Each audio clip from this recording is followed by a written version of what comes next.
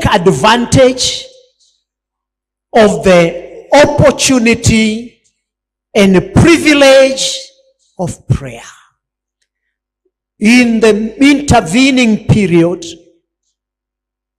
pray, accept prayers as the agent of reservation, preservation, and healing.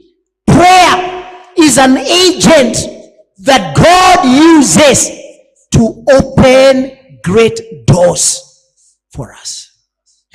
Praise the Lord.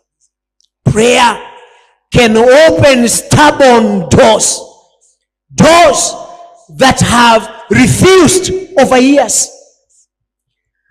As you wait upon the Lord to come and fulfill his promises, wait on God in prayers. Say, wait in prayers.